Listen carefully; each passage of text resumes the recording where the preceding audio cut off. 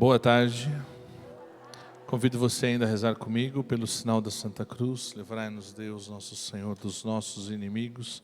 Em nome do Pai, do Filho e do Espírito Santo. Amém. Então, irmãos, como foi mencionado e de manhã também, me chamo Geberton, mas eu queria falar um pouquinho ainda. Algumas pessoas perguntaram no caminho se eu tenho rede social. Tenho rede social. O nome da minha comunidade se chama Comunidade Filhos da Cruz. O nosso carisma, a frase que expressa nosso carisma, como mártires, exalar no mundo o perfume de Cristo. E se você quiser achar depois na rede social, é só botar lá Comunidade Filhos da Cruz, Geberton com J, bem tranquilo, facinho. Não tem muitos Geberton pelo Brasil que eu estava pesquisando, um nome bem diferente. Aí Deus achou por bem que eu me casasse com uma excelentíssima senhora, a quem amo muito, que tem o nome de Mônia. Então ficou bom, né? Geberton e Mônia. Diferente, né? Muito bem. Queridos, de manhã nós falamos um pouco sobre a esperança cristã, e a esperança para nós, ela deve ser sempre adjetivada cristã, né? Não é uma esperança pagã, não é uma esperança secular.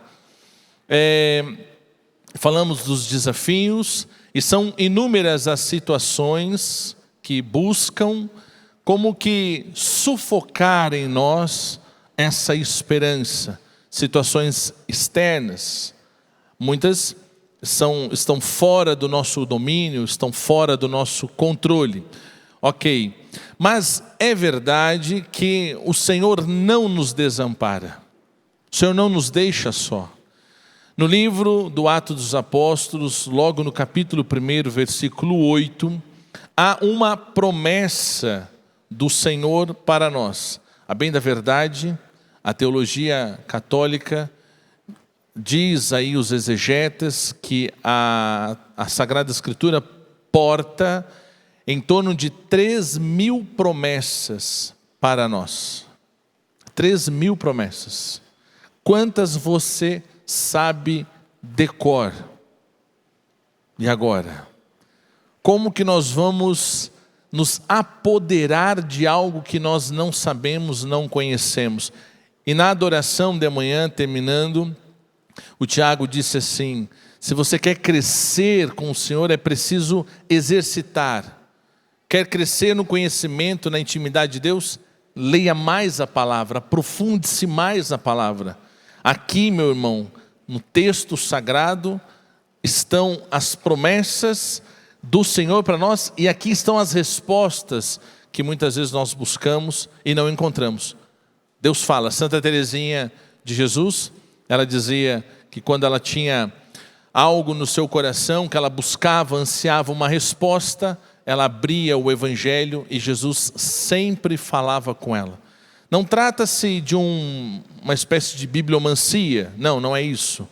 Mas é ter a clareza e a certeza que o Senhor fala pela palavra. E quando nós nos debruçamos sobre elas, debruçamos o nosso ouvido sobre a palavra, os lábios do Senhor se abrem para alcançar o nosso coração. No livro do Atos dos Apóstolos, então, capítulo 1, versículo 8, diz assim: a situação, o contexto, eles estão na sala do cenáculo, Jesus está prestes a subir aos céus e diz para eles: mas recebereis uma força, a do Espírito Santo, que descerá sobre vós, e sereis minhas testemunhas em Jerusalém, em toda a Judeia e a Samaria, e até os confins da terra. Mas recebereis uma força do Espírito Santo, que descerá sobre vós, e sereis minhas testemunhas em Jerusalém, em toda a Judeia e Samaria, e até os confins da terra. Glórias ao Pai, ao Filho e ao Espírito Santo. Amém. Amados, o Espírito Santo nos é prometido por Jesus, e não nos é prometido para dar dons. Por primeiro vamos entender assim. A promessa não é, olha, ele vai vir e ele vai dar dons a vocês. Também não está dizendo que o Espírito Santo virá e vai nos fazer dar pulos, cambalhotas ou qualquer coisa do gênero. Não. A promessa é: Ele virá e vos dará força. Por que força? Porque logo abaixo diz: para serdes minhas testemunhas. Há uma missão bem clara nessa doação do Espírito a nós. O Senhor vai dizer no Evangelho de São João que é o Espírito Santo quem revela toda a verdade acerca de Deus, acerca do mundo e acerca do pecado. Nós dizemos, ainda que não seja muito certo, mas nós costumamos dizer que o Pai é aquele que criou, o Filho é aquele que redimiu, salvou, e o Espírito Santo é aquele que santifica. Ele opera em nós, trabalha em nós pela nossa santidade, sem a qual, vai dizer o autor de Hebreus, nós não podemos ver a Deus. Santidade não consiste em não pecar. Não é isso, porque muita gente confunde, achando que ser santo é não pecar mais. São João Paulo II dizia que santo não é aquele que não peca, não é aquele que não cai, mas é aquele que não fica caído. Ou seja, ele cai, reconhece sua miséria, mas levanta-se e começa a caminhar. É da nossa natureza, pela concupiscência, nós tendemos ao mal. É uma tendência em nós o pecado, a prática do pecado. A Sagrada Escritura vai dizer que o homem mais santo peca ao menos 7 vezes ao dia. Mínimo 7 vezes ao dia. Se chegássemos a esse ponto, nós estaríamos assim, levitando. Seria fantástico. Então significa que é uma luta que vai perdurar até o nosso último instante. Eu me lembrava hoje, eu dizia para Jesus assim, que honra pregar nesse palco onde por aqui passaram homens e mulheres de calibre, sensacional. Padre Jonas, Padre Léo. E o Padre Léo dizia assim, que nessa luta da santidade, nós morremos e o demônio fica do nosso lado. E ele dizia que por pelo menos umas 4 horas o demônio fica do lado do nosso caixão. E aí ele dizia, por quê? Porque vai que alguém do lado reza muito bem rezado, você ressuscita, e se você ressuscitar, o demônio não vai perder 1 segundo para lhe tentar. Essa é a missão dele, fazer-nos pecar. Então isso está para nós como uma luta permanente. Então cabe ao Espírito Santo, a missão, é da sua missão, nos fortalecer para que possamos superar o pecado. Ou não o pecado em si, mas a tentação. Não é o pecado em si que nós temos que vencer, nós temos que vencer a tentação. Então nós somos tentados e no oposto da tentação está a virtude. De alguma forma, é estranho dizer isso, mas de alguma forma a tentação ela serve aos propósitos de Deus, porque para ser santo você precisa ser virtuoso. Para ser virtuoso, você precisa exercitar-se, pôr em prática o propósito que está no seu coração. Por exemplo, eu quero ser uma pessoa mais paciente. Dizia-se muito antigamente, alguns pregadores diziam, olha, você quer ser paciente? Ok, então o que Deus vai lhe mandar? A paciência? Não, as ocasiões, para você exercitar a paciência. Quem é aqui no Rincão é casado? Levanta a mão.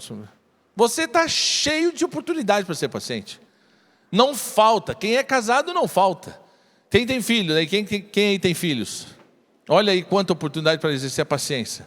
Ainda mais se o filho for adolescente. Então aí redobra as oportunidades. Então as oportunidades para alcançarmos as virtudes estão nas situações do nosso dia a dia. Que são as mesmas situações onde estão as possíveis quedas, as possíveis quedas. Certamente você vai lembrar daquela passagem de São Paulo aos Coríntios, quando ele diz, eu roguei 3 vezes a Deus para que Deus tirasse esse espinho da minha carne que me faz cair. E Deus disse, não vou tirar, porque quando tu é fraco, é que eu sou forte em ti. Tu é fraco, eu sou forte em ti. Porque uma vez que nós estamos fracos, reconhecemos que precisamos de alguém mais forte do que nós. Reconhecemos a nossa necessidade, estamos debilitados. Então, para que, por primeiro, a graça do Espírito possa operar de forma mais significativa na nossa vida, nós precisamos reconhecer que somos fracos, somos limitados. Deixa eu lhe fazer uma pergunta. Você é tão bom quanto gostaria de ser? Bom no sentido de uma pessoa mais santa, justa. Você é tão bom quanto gostaria de ser? Você é tão paciente quanto gostaria de ser? Humilde. Humilde é, com certeza. Vocês têm ar de humildade. Você é humilde? Mas, em casa, o que é mais fácil? Xingar? Apontar o defeito do outro ou as qualidades? O que é mais fácil? Nossa, o defeito, parece que os defeitos têm luzes de neon, eles piscam para nós. As qualidades nós precisamos fazer um esforço para achar no outro. Isto é da nossa natureza. Nós somos fracos. É muito mais fácil para nós o pecado. É muito mais fácil para nós aquilo que é ruim, contraditório à doutrina, à palavra do Senhor, do que para fazer o bem. Para fazer o bem nós precisamos fazer esforço. Nós precisamos nos esforçar, ascese. Nós precisamos lutar. Só que nós somos fracos.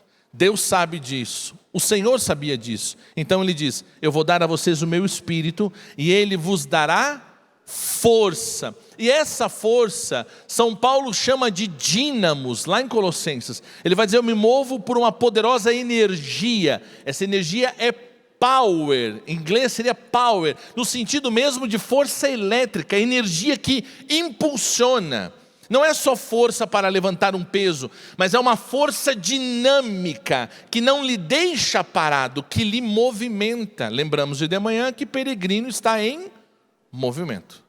Então faz parte da nossa fé estar em movimento. Nossa fé, ela é dinâmica. Ele falava agora na oração de algumas pessoas desanimadas, que estão paradas. Isso não é da nossa fé, o Senhor não quer isso. Meus queridos, então primeira coisa, o Espírito ele vem para nos dar força. E aqui, veja só, o Espírito Santo, ele não está para nós, para que todos nós sejamos carismáticos. Eu sou, talvez alguns aqui sejam, mas nem todos são. E ok, tem espaço na igreja para todo mundo. Né? São Paulo vai dizer, olha, o corpo tem o olho, tem o ouvido, tem a boca, tem os pés, tem a cabeça, tem as mãos, mas tudo é corpo.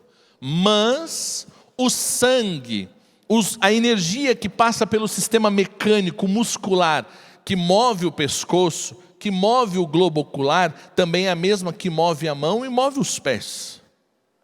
Então o Espírito Santo que opera sobre as mãos, opera sobre os pés. Eu não preciso ser carismático, mas eu preciso viver sob a ação do Espírito Santo. Isso é da nossa natureza católica. Todo católico, ele é, por força da sua fé, ele é pentecostal. Afinal de contas, quando começou a sua e a minha vida na igreja? Quando começou? Precisamente. Ele tem um marco histórico. Alguém sabe dizer? No batismo. Porque no sacramento do batismo nós éramos criatura. Quando o padre sela sobre nós, sopra o Espírito e proclama a fórmula derramando a água, eu te batizo no nome do Pai, do Filho e do Espírito Santo, é infundido na nossa alma o Espírito Santo. Agora não mais criaturas, agora filhos adotivos do Senhor. Agora somos santuário, agora o Espírito está em nós. Mas o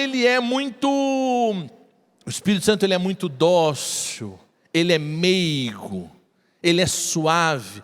Ele dizia na condução, ele não arromba, é verdade, ele não arromba, ele não mete o pé na porta, ele bate, ele pede licença. Então somos eu e você que devemos, com a nossa consciência, entendendo que somos fracos, dizer: Senhor, eu preciso da tua ajuda, eu preciso da tua força, eu preciso do teu auxílio. E aí, meus irmãos, veja bem, o Espírito Santo, ele não está para nós nesse processo da nossa vida, apenas para que você peça a Ele quando você está na igreja, ou em situações de evangelização.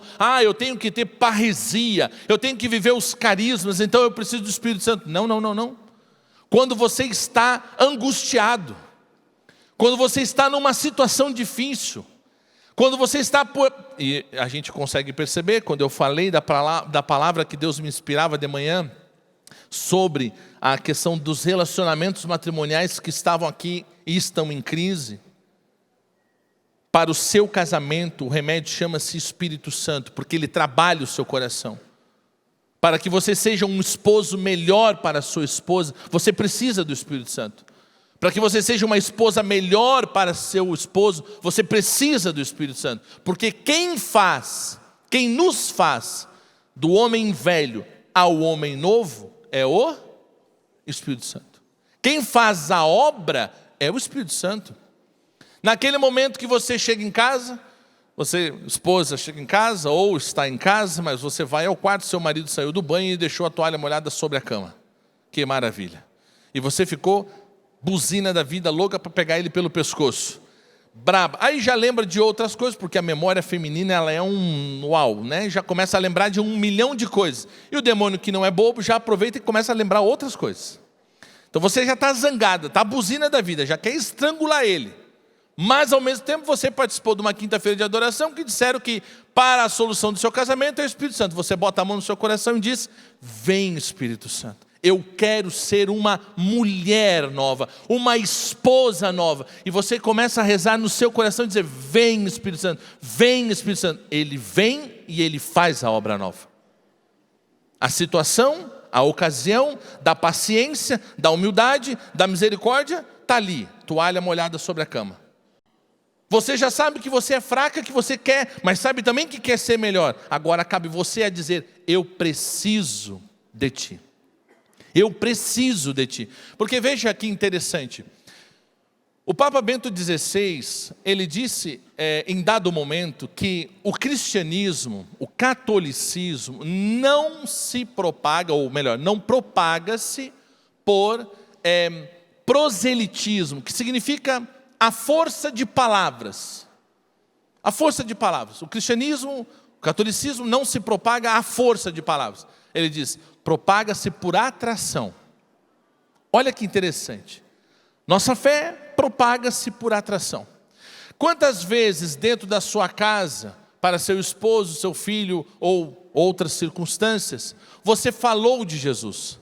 Você falou da igreja, você falou da homilia do padre, você falou do Frei Gilson, você foi falando do padre Paulo Ricardo, ou sei lá eu mais quem, que brilha o seu coração, que você ouviu uma mensagem bonita e você foi lá e disse: olha, tu precisa mudar porque o Frei Gilson falou isso e isso. E aí aquela pessoa diz: que deixa para lá, para com isso, que papo chato. Porque já não nos ouvem mais. O próprio Papa João Paulo II, ele disse num determinado momento assim: o homem moderno, ele não quer mais ouvir falar de Deus. Ele quer ver. Ele quer ver.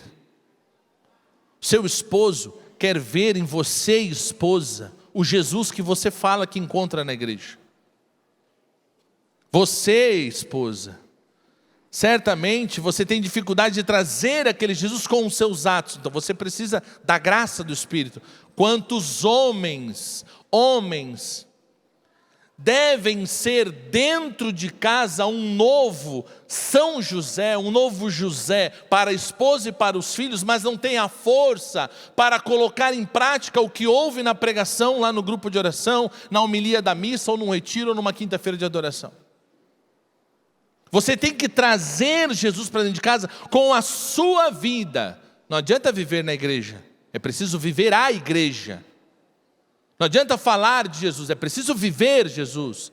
Dizia o poeta Paul Claudel, não fale de Jesus o tempo todo, mas viva-o de tal forma que te perguntem por ele o tempo todo. Olha que interessante. É um Deus que permeia as entranhas da nossa vida e até dos nossos menores atos Ele cuida. Um bom dia, um obrigado, uma boa tarde, com licença, por favor. Mesmo entre nós que somos casados e convivemos há tanto tempo.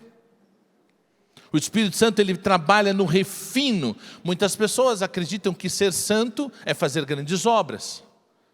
Que ser santo é fazer grandes milagres, grandes portentos, grandes prodígios. Quem disse isso? Quem disse?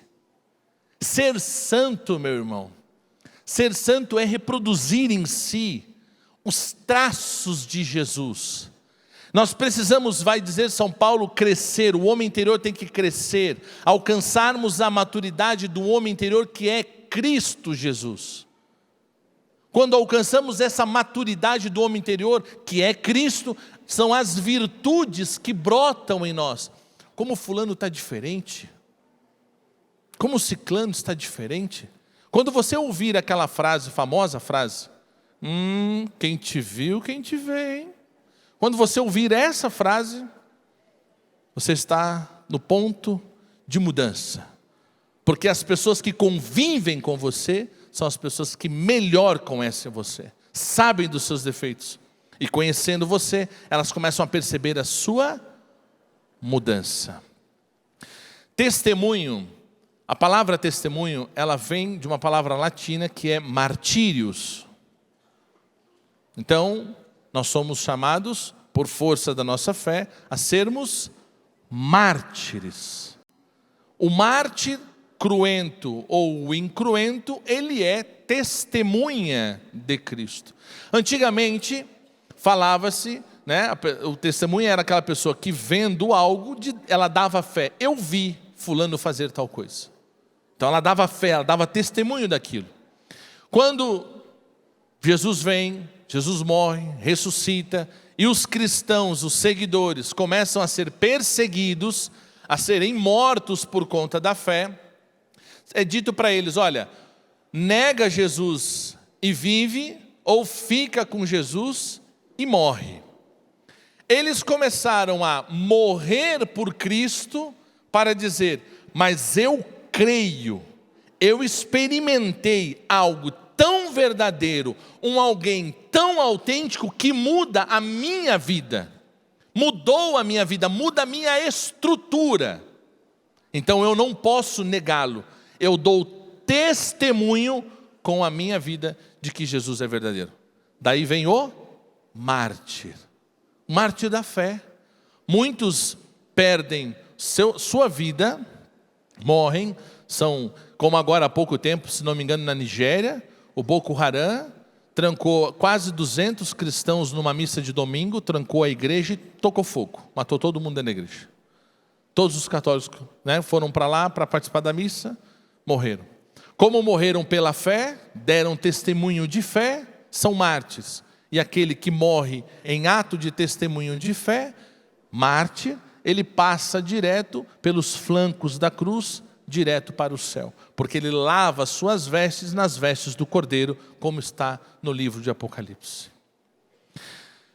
Mas o Papa Bento XVI, ele dizia assim, há um martírio moderno que é muito mais difícil, entendam, há um martírio moderno que é muito difícil, que chamamos de martírio da ridicularização. Martírio da ridicularização é, se você dá testemunho, se você anda com um terço, uma pulseira de um terço, um crucifixo ao peito, uma camiseta que fale da fé, uma camiseta de Jesus, se você demonstra publicamente a sua fé, muitas pessoas chacotam de você, riem de você. Espaços como, aqui tranquilo, aqui estamos num lugar sagrado, mas espaços públicos, muitas vezes até mesmo na rua, numa praça, locais públicos como universidade, onde jovens que experimentam, como foi fantástico a experiência de semana passada do PHN, jovens que saíram daqui inflamados e certamente saíram daqui com um propósito de mudança de vida, pegaram camisetas bonitas de Jesus, crucifixo, vão para a faculdade, começam a rir, agora tu é de Jesus? Estou sabendo, eu sei o que tu fez. Começam a debochar, a ironizar, porque você está dando testemunho da sua fé. E quanto mais forte é essa chacota, mais forte é essa ironização, mais vergonha nós vamos tendo, medo de perder os amigos, medo de ficar para o lado, medo de não ser mais aceito nos grupos sociais. Então nós já não usamos mais um crucifixo, ou usamos uma correntinha bem pequenininha por dentro da blusa, já não usamos mais camiseta de Jesus, já não fazemos o sinal da cruz quando passamos em frente a uma igreja, vamos nos acabrunhando. E o Evangelho vai dizer tristemente para nós, aquele que se envergonhar de mim, quando eu voltar, eu me envergonharei dele. Cuidado. Mas o fato é que nós sofremos com essa perseguição, que chama-se, na dinâmica do martírio da ridicularização, martírio incruento, martírio gota a gota, chamado martírio branco, esse sofrimento da fidelidade a Cristo que nos é exigido nas pequenas coisas, nas pequenas circunstâncias da nossa vida, nas tentações que não estão vendo, mas naquelas que estão também vendo. Quando provocam você, quando tiram você, quando maltratam você, quando xingam você, e você tem vontade de falar algo, mas você silencia. O Espírito Santo está em nós para isso. Primeiro, para nos dar força. Claro que essa ação da força que Ele vai nos dar, acontece pela graça santificante, pela graça atual, pelos dons de santificação, aí a dinâmica da ação dele é uma outra questão. Mas Ele age em nós, para que nós possamos ser fiéis ao Senhor. E aí, meu querido, olha que interessante, no Salmo que nós lemos de manhã, na segunda parte do Salmo, ele vai dizer assim, lá no versículo 10 do Salmo 33, 34, né? Depende da tradução. Temei o Senhor, vós, santos seus, pois nada faltará a quem o teme. Filhos, vinde escutar-me, vou ensinar-vos o temor do Senhor. Qual o homem que deseja a vida e quer longevidade para ver a felicidade? Preserva tua língua do mal, e teus lábios de falarem falsamente. Evita o mal, e pratica o bem. Procura a paz e segue-a. Depois vai dizer, o Senhor está perto dos corações contritos. Ele salva os espíritos abatidos. Os males do justo são muitos, mas de todos o Senhor o liberta. O Senhor guarda seus ossos todos, nenhum deles será quebrado. Olha que promessa. Mas qual é a condição? Teme ao Senhor. Tenha um coração contrito. Ande na sua presença. Ande na sua presença. No livro de sabedoria, algumas traduções vão ser um pouquinho diferentes. No livro de sabedoria vai dizer assim, no capítulo 1, versículo 5. Pois o Espírito Santo, o educador, foge da duplicidade. Ele se retira diante dos pensamentos sem sentido. Ele se ofusca quando sobrevém a injustiça. Outras traduções vão dizer que o Espírito Santo foge da alma dividida, da perfídia. Você quer a graça de Deus na sua vida? Você quer lograr os benefícios que falávamos da esperança na parte da manhã? Você quer alcançar o cumprimento das promessas de Deus na sua vida, então, meu irmão, deixa eu dizer uma coisa para você. Tome uma decisão. Ande na presença do Senhor. Quanto vai lhe custar? Não sei. Cada um tem a sua vida. Cada um tem as suas situações muito próprias, muito particulares. Mas quanto custa o céu? Quanto você está disposto? Quem aqui e em casa nos ouvindo, pense bem, quem aqui gostaria ou deseja ir para o céu? Levanta a mão aí. Tirando os que estão dormindo, né, os outros levantam a mão. Muito bem. Se quiser chamar quem está dormindo para aproveitar a pergunta, já chama também, não tem problema nenhum. Vamos de novo. Quem aqui gostaria, quem deseja ir para o céu? E agora? Ir agora? Ué, ficou ninguém, rapaz, meia dúzia. Que isso? Mas, gente, o céu vale muito mais do que essa vida aqui, 10 vezes, 1 milhão de vezes, não tem comparação. Por melhor que seja a sua vida. Amo minha família, amo minha esposa, amo todo mundo, mas se Jesus me chamar, tchau, fui, já era. Nada me prende aqui. Eu quero Ele, eu quero o céu. Agora, talvez você ter baixado a mão seja um discernimento. Talvez você tenha pensado assim, mas eu não estou preparado, não estou pronto. Talvez você tenha pensado, eu tenho uns perdões a dar, eu tenho uns perdões a pedir. Eu tenho um pecadinho de estimação que está aqui me corroendo, eu preciso limpar ele, tirá-lo, botá-lo para fora de casa. Ok, perfeito. Mas você não conseguirá se você não tiver a humildade de dizer, Senhor, eu preciso da tua graça. Eu preciso da tua força. A igreja vai dizer no catecismo que nós somos tão fracos que somos incapazes de fazer o bem se não for por uma ação de Deus, e somos incapazes de fazer o mal se não for sob uma influência do demônio. Então, para fazer o mal precisa da tentação, e para fazer o bem precisa do auxílio da graça de Deus, da força de Deus. E aqui entra a grande questão. Ao olhar para o seu coração agora, olhar para a sua vida, olhar para a sua situação, não sei qual é a sua situação, não sei quais são os seus pecados, e a mim não cabe saber isso. Você sabe, Deus sabe. Mas olhando para essa sua realidade, o quanto você hoje precisa da graça de Deus. O quanto você hoje precisa deste auxílio, desta força que levanta-nos do abatimento. Muitas vezes nós estamos assim, desanimados. Pecamos tanto, já confessamos tantas vezes o mesmo pecado, que chegamos ao ponto de dizer assim, será que vale a pena confessar mais uma? Há situações em que essa prática rotineira, viciosa, torna-se tíbia, ou torna a alma tíbia, ao ponto de que a alma tíbia, ela diz, olha, já não tem mais o que fazer para mim.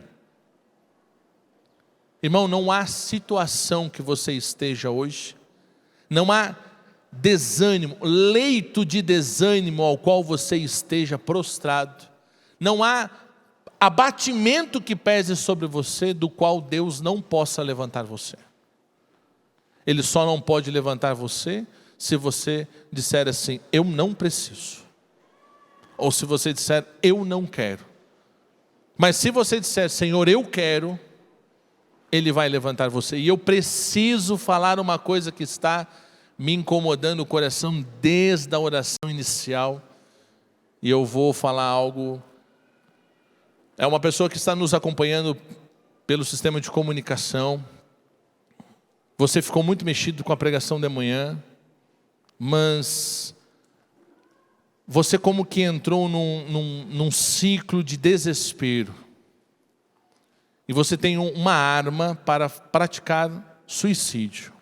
Você está com pensamentos intrusivos e pensando em tirar a sua vida.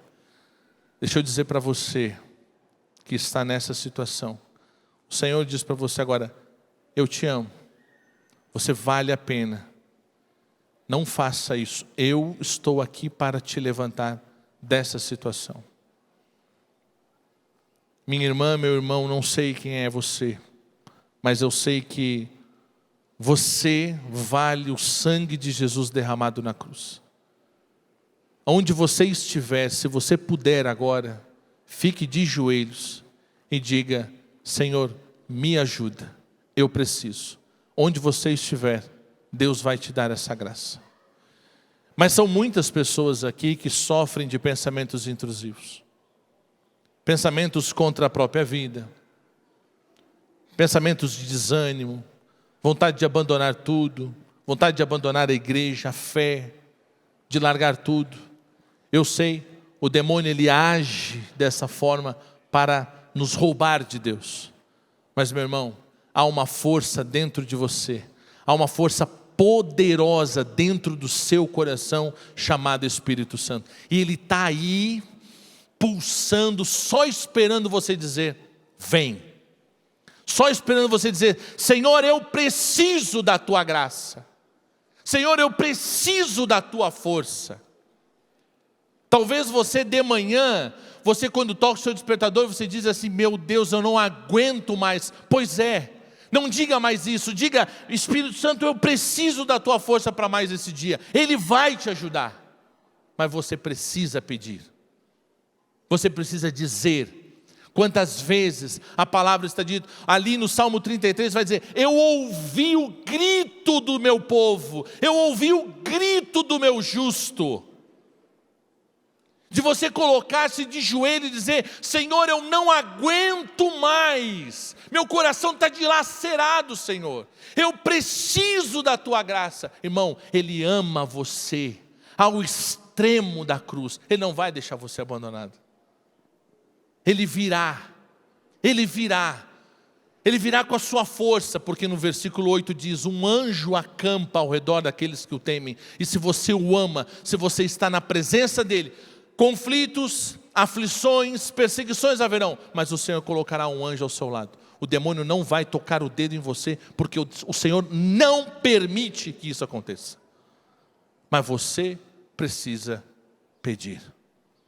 O Espírito Santo é a força daqueles que estão no caminho. Muitas vezes você vai tropeçar, muitas vezes você vai cair. E aí você diz, Senhor, vamos de novo. Pega pela mão dele, erga-se e coragem. Continue caminhando, firme. Porque nós vamos um dia nos encontrarmos no céu, juntos, vamos celebrar. Pode ser que a gente chegue lá assim, como diz um gaúcho, meio esgualepado, meio, assim, estroncho. Mas chegamos no céu. Aí o Senhor nos dá vestes novas e aí nós vamos para a festa, nos alegrarmos, porque esta vida é muito curta, muito pequena, perto de tudo que será a eternidade para nós. Amém? Eu quero convidar você a ficar de pé e nós vamos ainda, antes de encerrar, nós vamos pedir o Espírito Santo, nós vamos clamar o Espírito Santo, que Ele venha sobre nós, que Ele venha nos curar, que Ele venha nos libertar de todo o abatimento, de toda a opressão, que o Senhor possa, nós chamamos na teologia, uma coisa, um movimento da graça chamado graça atual. A graça atual é quando, por inspiração de algo que ocorre, você renova o desejo, eu quero, nesse momento que você diz eu quero, o Espírito como que ele dá um pulso de energia naquilo que chamamos de graça atual, uma força a mais para que você possa alcançar aquilo ao qual você almeja. E eu quero mesmo, de coração, dizer a você que está aqui passando, você que está aqui e está passando por depressão, ansiedade, você que tem diagnóstico de transtornos, não se oprima com isso. Não se oprima com isso. Deixa Deus agora tocar você. Não estou prometendo que Ele vai curar você. Se Ele quiser, Ele faz. Mas eu estou dizendo que Ele vai dar as mãos a você e vai caminhar com você. Vai suportar você, vai erguer você, levantar você. É isso que nós queremos. E se você deseja, se você crê nisso, juntos, Vamos pedir o Espírito Santo sobre nós. Ergue os seus braços e repete: Senhor, eu preciso desta graça, eu necessito deste poder sobre a minha vida. Vem sobre mim, eu quero e desejo esse Espírito, quero caminhar na Tua presença, Senhor, conduzido pelo Espírito, que é a Tua força em minha vida. Cantemos então, clamando esse Espírito sobre nós.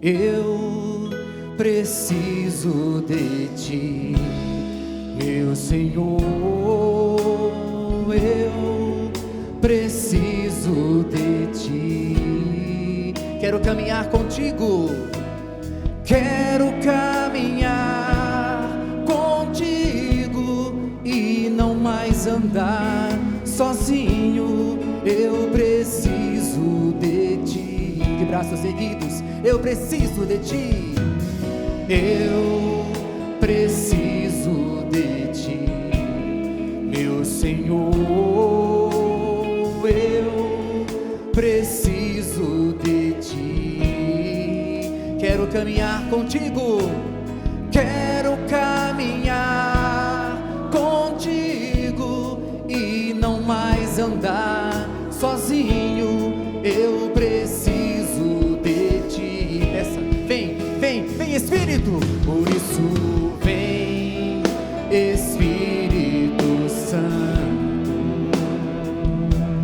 ó, vem Espírito Santo, por isso vem Espírito Santo, vem sobre nós nesse lugar, ó, vem Espírito Santo, vem curar as minhas feridas, fecundar-me com nova vida, inundar-me com o Teu amor e fazer-me crescer em Tua graça, Senhor. Eu preciso de Ti, meu Senhor, eu preciso de Ti.